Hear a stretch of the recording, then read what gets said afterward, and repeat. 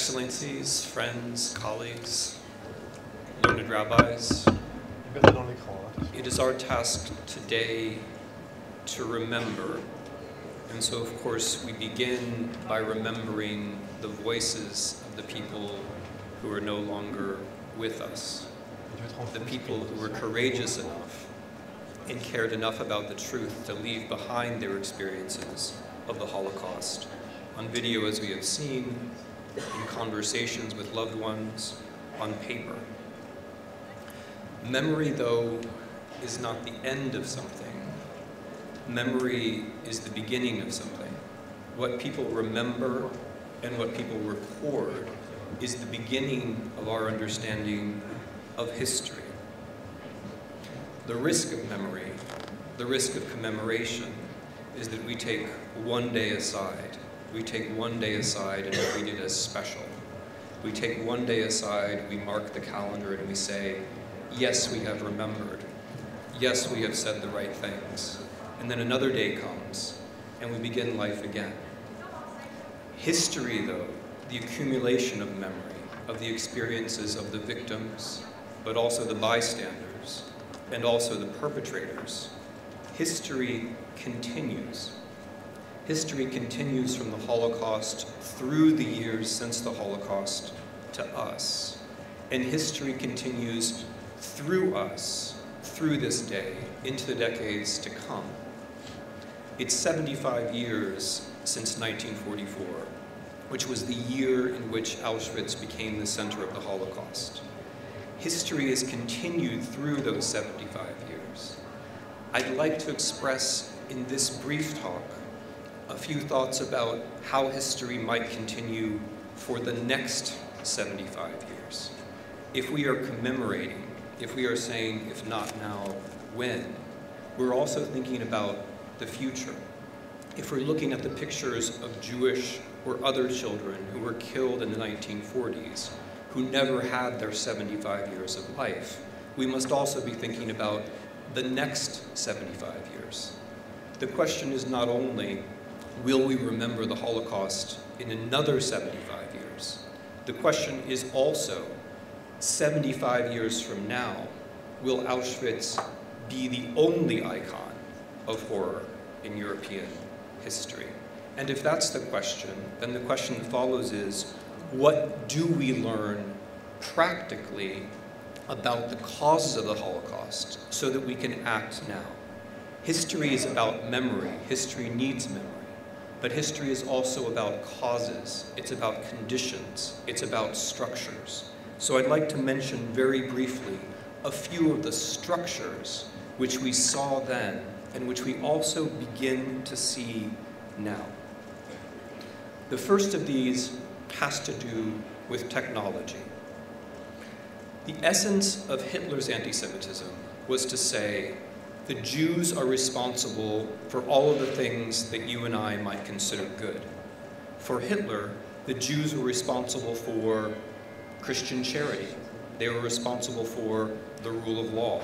They were responsible for constitutions. They were responsible for socialism. Every possible idea of humanity, according to Hitler, was Jewish. Therefore, in Hitler's anti-Semitism, to kill the Jews, to remove the Jews from the planet, was to change ideas of humanity, was to warp them, in fact, was to remove ideas of humanity from the planet. If ideas of humanity are gone, if they are identified with Jews, if they are limited to Jews, and then Jews are murdered, what is left? What is left are numbers. People being treated as numbers. Not just the horrible large numbers of people murdered that we know, but the numbers on arms, the tattoos on bodies that represent labor. The horrible reckoning of people in terms of the calories that they consume. In the beginning of the Holocaust in Lithuania, or in the deportations of Jews from the Warsaw Ghetto to Treblinka, decisions were made about when to kill Jews according to how many calories they consumed versus how much labor they were producing. In other words, when humanity is removed, when we think of people only as part of technology, when we think of people only as a link in a chain in production, as Moshe Kantor suggested, then we are thinking of them as something that can be destroyed for no reason at all. This is also a question for today. Our economy is, of course, different than that economy. We are not industrial, we are post-industrial. Our technology is digital. We very much live in a cyber world. That is a question for us. The algorithms in that cyber world are judging us all the time. They know whether we are male or female, black or white, Christian or Muslim or Jewish. We live in a world where decisions are being made about our economic and political power by instances that we do not see, by algorithms, by computer programs that are not human. Those things are helping also to shape our form of politics. This is a challenge for us now. It is, of course, not the same thing as we saw in the 1930s and 1940s, but the question remains, and this is a question for us: how do we preserve in the next 75 years what the President of the Parliament very aptly called la centralité de la personne? How do we remember that humanity, the quality of being human, is at the center of politics in our own digital world? A second structure of the Holocaust has to do with science. Hitler swept science from the table in the name of what he regarded as common sense. For Hitler, there could be no scientific solution to what he saw as the struggle between races. Hitler took it for granted that it was normal that Germans and other races would have to struggle to the death over land, over food. Hitler denied that science, in particular pesticides, fertilizers, irrigation, hybridization of crops, could create a more prosperous world where struggle might not be necessary. This is also a question for us. In the United States, but also in Europe, there are prominent voices that question some of the basic issues of science. If we choose not to believe the basic scientific consensus, for example, that the human species is raising the temperature of the world, then we don't act against it.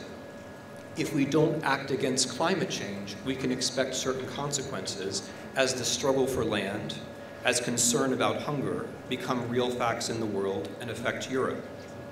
Very specifically, the genocides in Sudan, Rwanda, and now Syria have a great deal to do with climate change. Or if this sentence is needed to bring it home, the whole phenomenon of south to north migration, of the migration from northern Africa to Europe, has everything to do with climate change. All of the chaos in politics that brings, all of the challenges to the values that Europeans would like to hold that brings, has to do, in some sense, with science. And science is also important because of another practical, structural issue, which is the truth. We insist, and rightly so, and I respect all the previous speakers for making this point, we insist, and rightly so, that we must remember the truth about the Holocaust.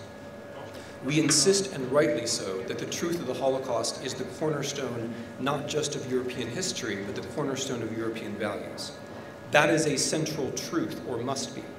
But a central truth can only survive if there is such thing as truth.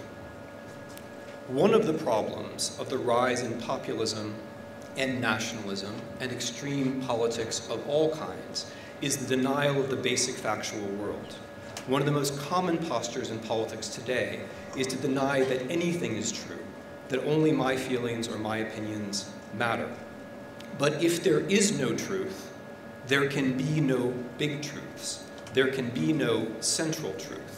The ongoing campaign to do away with factuality as such must lead, and in fact does lead, to a world in which fewer and fewer people believe that the Holocaust actually happened.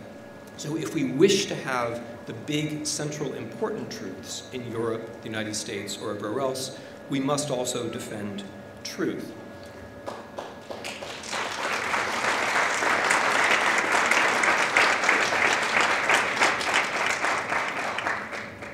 The big lies come from the beginning of the 20th century. The big lie of the Protocols of the Elders of Zion, the big lie of Mein Kampf, they come from the beginning of the 20th century. But, as Mr. Herzog quite rightly said, if they are coming back in the early 21st century, and they are, it is partly because conspiracy fills in the void when people no longer know what to believe. If we build a politics that is only about distrust, we create a world in which conspiracies, and the most important and devastating conspiracy of all, come in and fill the void. Which brings me to Europe. If we don't have truth, if we don't have facts, we can't have structures. And the most important structure is the one in which we are taking part today, the European Union, the cooperation of European nations. It's been 100 years now since the settlement after the First World War, the peace settlement of 1919, the peace settlement in which Europe created nation states. That peace settlement collapsed. And the collapse of that peace settlement, the collapse of nation states, the collapse of that Europe, is part of the history of the Holocaust and the horrors of the Second World War. All of the new states created in 1919, Austria, Czechoslovakia, Poland, Lithuania, Latvia, Estonia, all of those states were destroyed. The Holocaust began as those states were destroyed. It continued in a space in Eastern Europe where Nazi Germany deliberately destroyed states. The purpose of the European project, a fundamental purpose and a forgotten purpose, was to make it possible for Europeans to have states, for Europeans to have nations. The settlement of 1919 failed, and it failed horribly for Jews and for everyone. The settlement after the Second World War has succeeded. The settlement after the Second World War, which we now call the European Union, creates the possibility that Europeans might have policies about technology, which you do. It creates the possibility that Europeans might have policies about science, which you do. It creates the possibility that European states might have a future in which Jews can be citizens and be protected by civil rights. It's important to understand this clearly. The idea, the populist or the nationalist idea, that we can do away with the European Union and return to a nation state is not only dangerous to Jews, it's dangerous for everyone. There is no moment in European history where the nation state was good for the Jews. There's also not any moment in European history where the nation state was very effective for anyone. There's no return to the nation state. You had a Europe of empire, now you have a Europe of integration. Those are the two choices. Which brings me to where I'd like to conclude, the idea of choice. It's important to think about structures, but the reason we think about structures is so that we know what history has brought to us. The legacy of anti-Semitism, the legacy of technology, science, these are parts of the history of Europe which, if we know about them, we can decide to treat in different ways. It's impossible to overstate this. In the 1930s in Germany, people chose whether or not they would greet their Jewish neighbors. Even German soldiers on the Eastern Front, or German SS men on the Eastern Front, or German policemen on the Eastern Front, shooting Jews on pits, as you saw in the film, they were choosing as well. They were not punished if they refused to carry out those orders. They were not punished. They were choosing. Choice matters enormously. So we must choose, as has been said, to see, define, and condemn rising anti-Semitism. But we must also choose to think about these structures for the future, to think about what it will be like 75 years from now for Jewish children and other children in Europe who are the age of the children we saw in these films.